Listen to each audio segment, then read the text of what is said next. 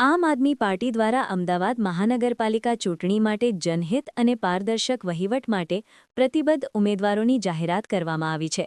Ward number 1 ગોતામાંથી ભૌમિક પાઠક, આયુષ દેસાઈ તેમજ ઘાટલોડિયા ward number 7માંથી doctor નીલ પટેલ આમ આદમી પાર્ટીના ઉમેદવાર તરીકે ચૂંટણી લડી રહ્યા છે.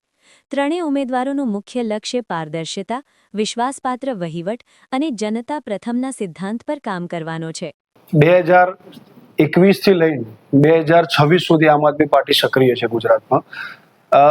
સૌથી મહત્વની વાત કરું તો અમે જે ગોતા વોર્ડ છે તે ઘાટલોડિયા વિધાનસભાના વિસ્તારમાં આવેલો એક વોર્ડ છે. એમાં સૌથી મોટામાં મોટી વાત કરું તો ઘાટલોડિયા વિધાનસભામાં અને પ્રોપર ગોતામાં 30 વર્ષથી ભાજપની સરકાર છે ગુજરાતમાં. 30 વર્ષમાં આજ દિન સુધી સારામાં સારી હોસ્પિટલ સેવા, સારામાં સારી એજ્યુકેશન સેવા પણ એ લોકો સુધી નથી રજી કરી શક્યા. 2021 પછી અમે કન્ટિન્યુ એક્ટિવ થયા. ગોતામાં આજે ક્યાંક ના ક્યાંક નાનામાં નાનો આરોગ્ય સેક્ટર, નાનામાં નાના એજ્યુકેશન સેક્ટર આજે બનવાના ચાલુ થઈ ગયા છે. એનું કારણ છે પાછળ આમ આદમી પાર્ટી. અમે સતત લોકોમાં ફરીએ છીએ, લોકોના પ્રશ્ન ઉઠાવીએ છીએ. ત્યાં નથી તો અમે કોર્પોરેશનમાં કે રાજ્ય સરકારમાં કન્ટિન્યુ અમારા કાર્યકર્તા અને અમારી પાર્ટી સતત એનો પ્રશ્ન અને એના કોઈ પણ નિરાકરણ માટે તૈયાર છે. હવે તમારો એક પ્રશ્ન હતો મીડિયા મિત્રોનો કે 30 વર્ષથી આજ સુધીમાં આ ગઢ તમે જીતી શકશો કે નહીં, આ ગઢ છે એમ.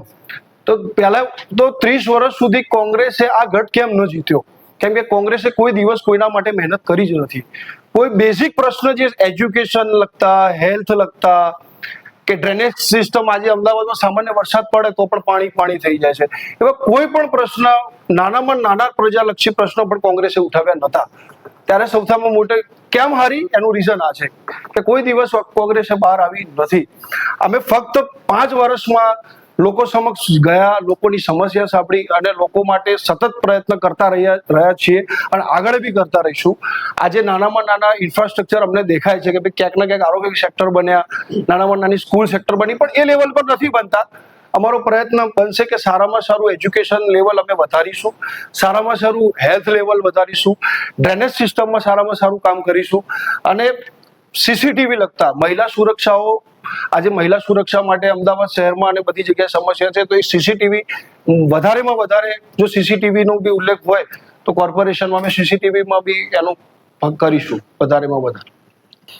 મારું નામ ભૌમિક પાઠક છે અને મારો ઇલેક્ટ્રિકલનો મારો પોતાનો બિઝનેસ છે અને હું બી ઇલેક્ટ્રિકલ એન્જિનિયર છું અને આઈએમ અમદાવાદનો એલએમડી છું.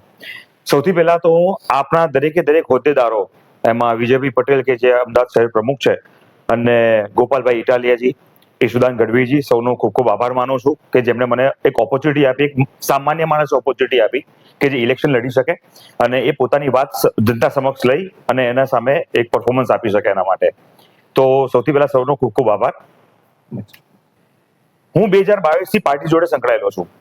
જ્યારે વિજયભાઈ પટેલ જ્યારે વિધાનસભા ઇલેક્શન લડી રહ્યા હતા ભૂપેન્દ્રભાઈ પટેલની સામે, ત્યારે હું બૂથ કાર્યકર્તા હતો અને મેં બૂથમાં પણ મેં કામ કરેલું છે.